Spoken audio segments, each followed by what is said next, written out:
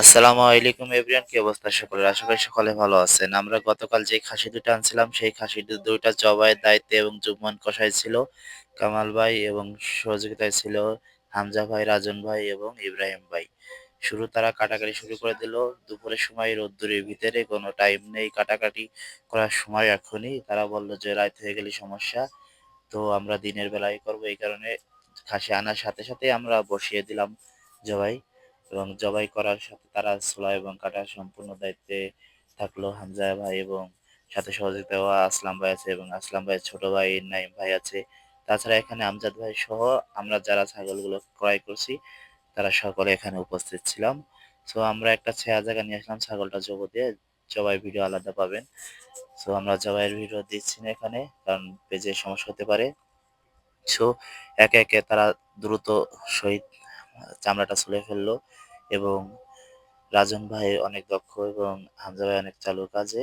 তারা আবার পানি মারতেছে, পরিষ্কার করছে। একজন ভুঁড়ি বের করলো, ভুঁড়ি বের করে ভুঁড়িটা সরিয়ে ফেললো। তো নাইম ভাইও ভালো চালু কাজে, কারণ তার দ্বারা অনেক পশুই কুরবানি হয়েছে, কারণ তিনি একজন হাফেজ। সো সো আমজাদ ভাই ইনি আসলো, ঠান্ডা নিয়ে আসলো। সবাই ঠান্ডা খাচ্ছে, আমি ঠান্ডা খেতে পারলাম না, তার কারণে আমি রোজা ছিলাম। আহ আরাফা রোজা ছিলাম, এখানে আমি আর হামজা ভাই ঠান্ডা খেতে পারলাম না। দুজনে ঠান্ডা আগে পেলাম না। এবার দেখা যাচ্ছে যে ওরা দেখতেছে মাপ কত হলো, কেমনে কি আসার বিষয়। সো নাইম ভাই একাই কেটে যাচ্ছে। এটা পুরোটা প্রথমটার প্রসেসিং চলছে, দ্বিতীয়টা আমরা নিচে রাখছি যে দ্বিতীয়টা এরপরে কাটবো। সো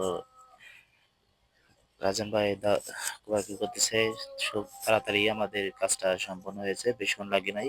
আমাদের 1 ঘন্টার ভিতরে আমাদের দুটাই কাটারটা কমপ্লিট। তার কারণ হচ্ছে আমরা রাত্রে খাওয়া দাওয়া করবো এই জন্য।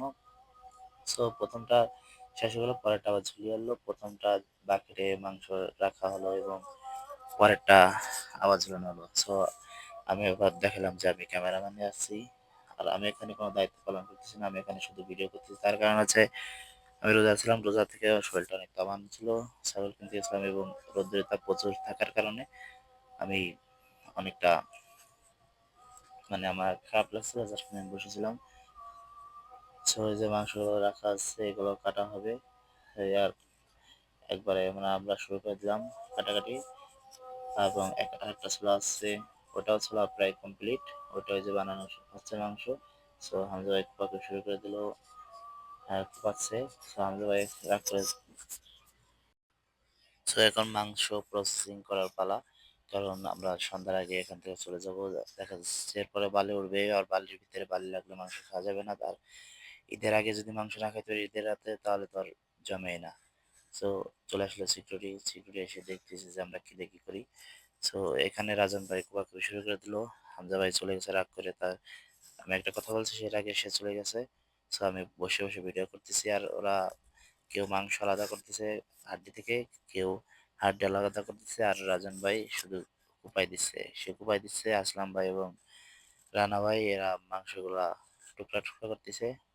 সো আর একটা প্রসেসিং চলতেছে এদিকে, এবং আরো এক পার্টি ছিল, তারাও আনছে দুটা, তারাও তাদেরটা জবাই করেছে, আমাদেরটাও জবাই করা শেষ এবং মাংস ভাগ করার পালা। যে কজন ছিলাম সকলে মাংস ভাগ করবো, কত হয়েছে মাংস ভাগ শেষ। এখন আমরা যার যার ভাগে দেখবো কত কি পড়ছে, সেটা ওজন করে একবারে সমান মাপে ভাগ করে দেবো। আসসালামু আলাইকুম, ভালো থাকবেন।